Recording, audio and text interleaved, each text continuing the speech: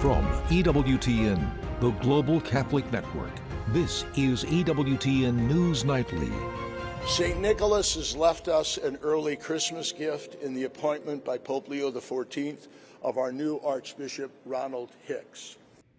A big change in the Big Apple as Bishop Ronald Hicks will succeed Cardinal Timothy Dolan as Archbishop of the Archdiocese of New York. Thank you for joining us. I'm Veronica Dudo. Our top story tonight, after 16 years of leading one of the largest dioceses in America, Cardinal Dolan's resignation letter has been accepted by Pope Leo XIV.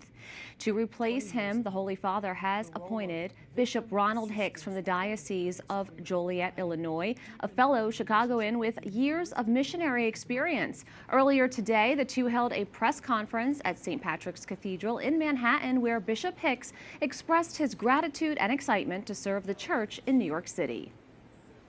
I love it. I love the culture, the food, the energy, the plays, the neighborhoods, but especially I love the people. I love the people from all over the world who call this place home. Jonathan Liedl is senior editor for The Register. So for those who are not familiar with Bishop Hicks, what can you tell us about him? Yeah, I think the first thing that jumps out about him is how remarkably similar his profile is to Pope Leo's. Both of them, they're from Chicago, not just from Chicago, but from the south suburbs. In fact, Pope Leo, of course, is from Dalton, and Bishop Hicks is from the next town down in New Holland. So they have, really that Chicago background in common. Another thing is missionary experience in Latin America. Pope Leo, of course, a number of years in Peru, and Bishop Hicks was really formed by his experience 5 years in El Salvador, running a regional orphanage there. Really, Bishop Hicks, when I talk to people who knew him in the Diocese of Joliet, what really sticks out about him is a missionary spirit and a pastoral heart. So those are really the kinds of things that he will bring with him to New York. Now, you talked about how he's quite similar to Pope Leo. How similar or different do you think his leadership style will be when compared to Cardinal Dolan?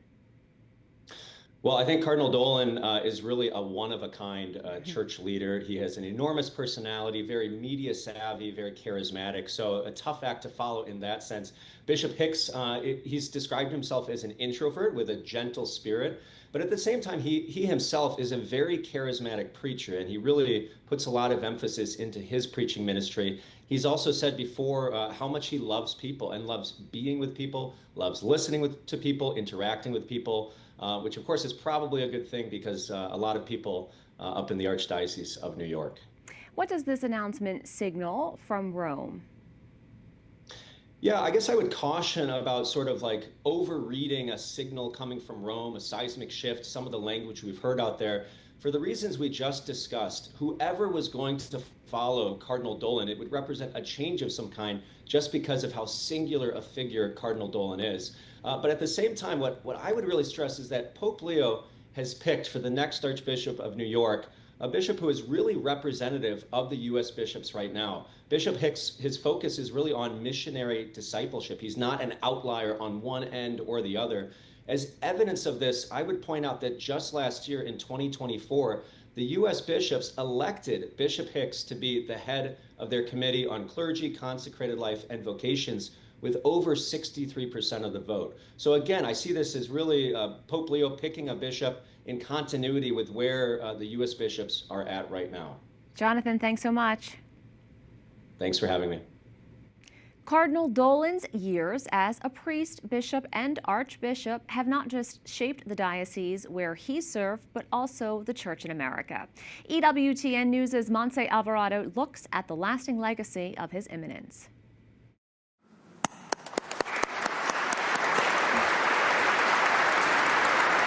"16 years ago, on April 15, 2009, Cardinal Dolan was installed as the 10th Archbishop of New York, wearing the pectoral cross of Cardinal John Hughes, and he was quickly elevated to cardinal just 3 years later.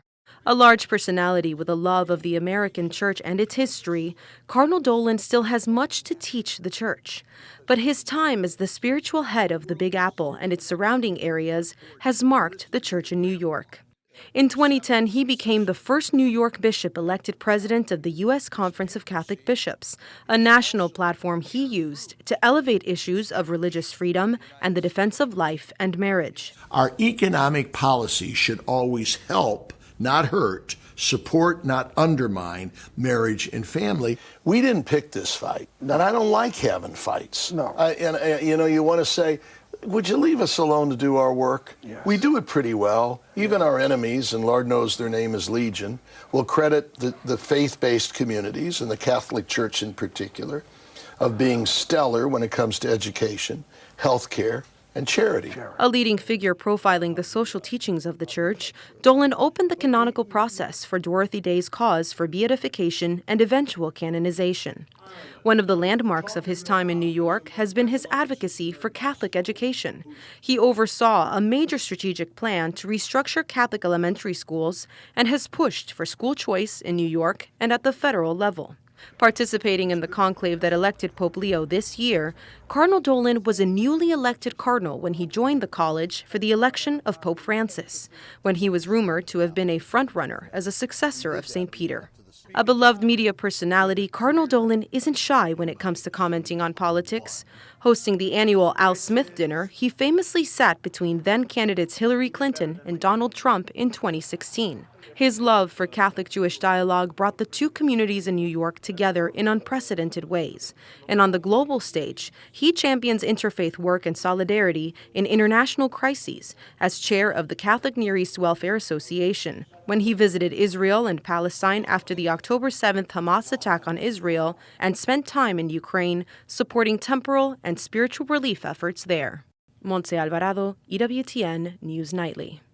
The Archdiocese of New York is one of the largest and oldest dioceses in America with a history that spans over 200 years. It traces its history back to the early days of the United States. On April 8, 1808, Pope Pius VII established the Diocese of New York. In 1850, it was elevated to an archdiocese. In its 217-year history, 14 bishops and archbishops have served the faithful. The diocese covers the boroughs of Manhattan, the Bronx, and Staten Island, as well as 7 counties to the north of New York City. It serves 2.5 million Catholics, making up 45% of the population in the area, with more than 1,200 priests. Catherine Jean Lopez joins us now. She is a senior fellow at the National Review Institute, where she directs the Center for Religion, Culture, and Civil Society. She also serves as a chair of Cardinal Timothy Dolan's Pro-Life Commission in New York. Thanks so much for coming on. Thank you. As you just noted, this is a huge archdiocese, and so please pray for our new bishop. A miracle happened today. That press conference, St. Patrick's Cathedral was actually empty for it. It is Christmas time on Fifth Avenue. That is amazing. I don't know that he got a sense, Archbishop Hicks, of what New York is really like today, but God bless him for saying yes. Of course. Thank you for noting that. Now, Catherine, you have known Cardinal Dolan for many years. What is his legacy as Archbishop of New York, in addition to being such a prominent American cardinal? Well, of course, as everyone says, he is a unique man, larger than life, unique gifts. That having been said, I think that a lot of the analysis of his time in New York is a little off base. If you read some of the secular news accounts, they describe him as a conservative. They describe him as this new appointment, as a seismic shift. Cardinal Dolan, his chief gift is he loves Jesus, and he sees Jesus in other people, and he reflects the love of Jesus to other people. I have traveled the world with Cardinal Dolan, news events. We just happened to be in Rome or Poland or wherever, local parish. And he is so present to people. His witness of his life, of his tenure in New York, is being present to people. The human encounter that we're called to be as Christians, I don't care about politics. That is not what he's about. It's about the Christian witness, being Christ, seeing Christ. As a New York City Catholic, what are your hopes and expectations for Archbishop designate Ronald Hicks? Oh my goodness. Well, obviously we're living in contentious times, and my sense of him, just reading, first of all, my heart sings that before he went into seminary, he was a missionary, serving in an orphanage in Mexico, in part because he realized he had to really know Spanish to be a priest in Chicago, but also that he has a heart for the orphan. And I think, one of the chief challenges that we have in the church today is that so many people feel orphaned, whether they're children in foster care or they're, a 25-year-old young man who just doesn't feel like he has any sense of community. And so my sense of this new Archbishop is that he's attuned to that. Pope Francis always talked about going to the peripheries. Pope Leo, obviously, missionary heart. This is all about reaching people with the gospel, and really with the Sacred Heart of Jesus, which so many of our recent popes have talked about. So I pray for him, please. We all should pray for him. It's not a job I would ever envy. I'm so grateful that women can't be cardinals, because I would never want that job. Catherine Jean Lopez, thanks so much. Thank you. As we mentioned earlier, Bishop Hicks will take over New York after having already served 7 years as a bishop in Chicago and Joliet. Joining us to share more about Bishop Ronald Hicks is Dan Cellucci, CEO of the Catholic Leadership Institute. Dan, thanks so much for coming on. Veronica, so good to be with you. Thanks for having me. So first, share with our viewers how you know Bishop Hicks. Yeah, well, the church is very blessed today, especially the church in New York, and I'm sure the Church of Joliet, while sad, knows how great their outgoing bishop is. I first got to meet now Archbishop designate Hicks when he was the Vicar General in Chicago, and I can tell you he is a man of many talents. He is a really adept administrator. He is he loves Jesus. He loves the Eucharist.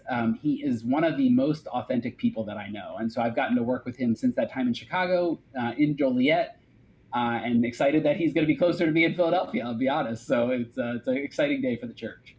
What was your initial reaction when you heard the news that he was chosen for such a major role? Yeah, Veronica, you know what? This is another wonderful choice by our Holy Father. I think it's a beautiful choice. You're as your last guest, who I know very well, talked about Cardinal Dolan's gifts. This is a man who understands presence and the importance of the church's presence. He is present to those he's talking to. He's present to the poor. He's present to matters of business and administration. He is always authentically present, and I think that's one of the gifts of Cardinal Dolan. So from a continuity standpoint, from a leadership standpoint, I think the Holy Father knocked it out of the park with this one. And tell us why you think he will be a good fit for the Archdiocese of New York. Yeah, well, the Archdiocese is huge in more than one way, right? It's the Big Apple. It's a notable see, not only in its size and its complexity, but also just in the position that it has in our U.S. Catholic Church. And so Archbishop Hicks is a man that can handle all of that. He is a collaborator. He will pull in the best people around him. He will get to know all those great gifts and talents of the people of New York. He's not afraid to make decisions. And most of all, I think if anybody wants to know about who this man is, you read the first line of his letter to the people of Joliet. He said, "I love Jesus." And when you're with him, you know that, just undoubtedly. And I think hopefully people got a sense of that in the press conference today. Dan Cellucci, thanks so much. Thank you. We have a lot more still to come on EWTN News Nightly, a primetime speech. President Trump offers a year-end review of his challenges and accomplishments. And the House passes a health care bill that can potentially impact millions of Americans.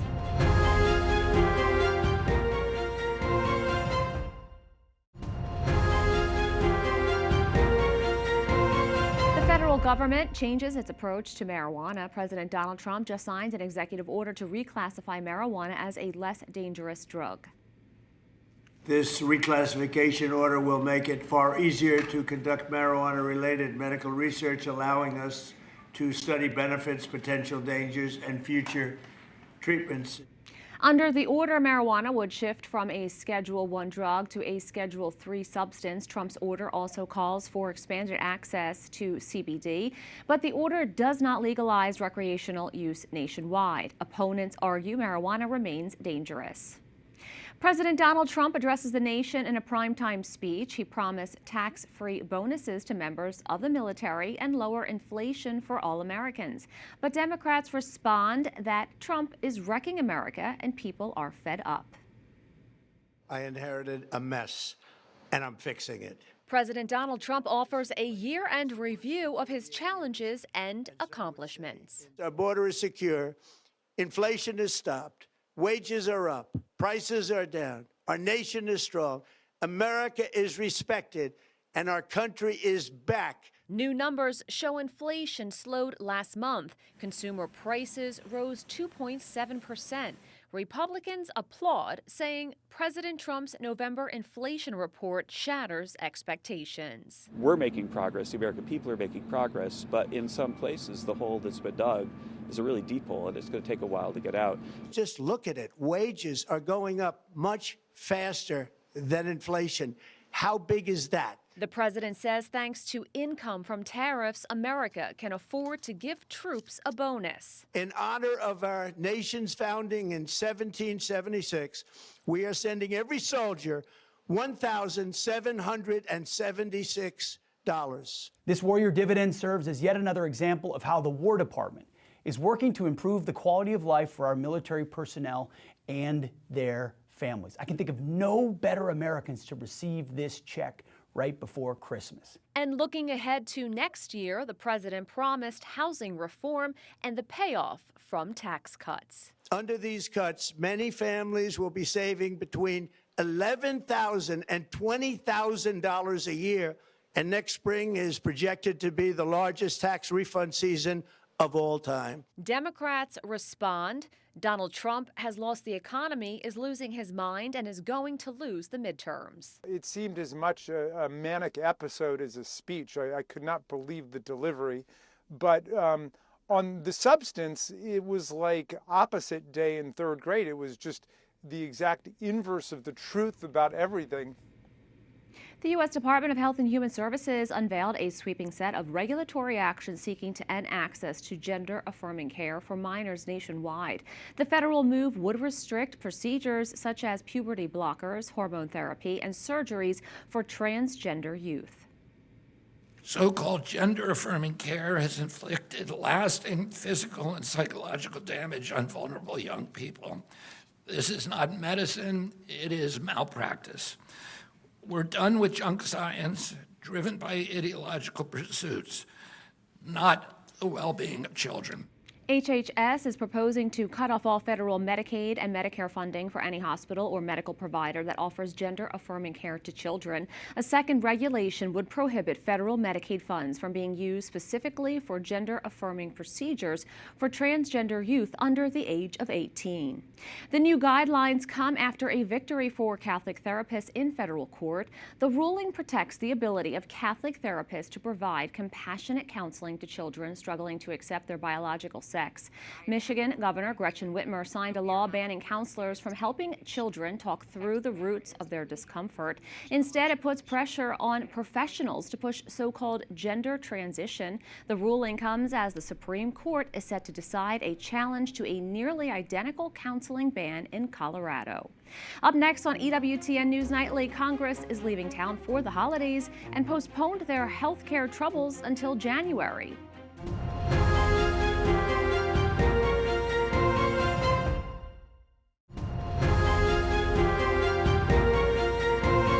Congress is leaving town for the holidays and postponed their health care troubles until January. The House did pass a Republican-backed health care bill that does not include an extension of expiring tax credits for many Americans paying for health insurance under Obamacare. For the latest, let's check in with Capitol Hill correspondent Eric Rosales. Eric. Good evening, Veronica. The House Republican bill faces an unclear future in the Senate, where it still needs support from several Democrats to pass. This bill would extend some health plans, lower premiums for some Obamacare enrollees, and enact reforms aimed at decreasing drug costs. House Speaker Mike Johnson says that this bill helps more people than just extending subsidies. The bill we just passed impacts 100% of Americans.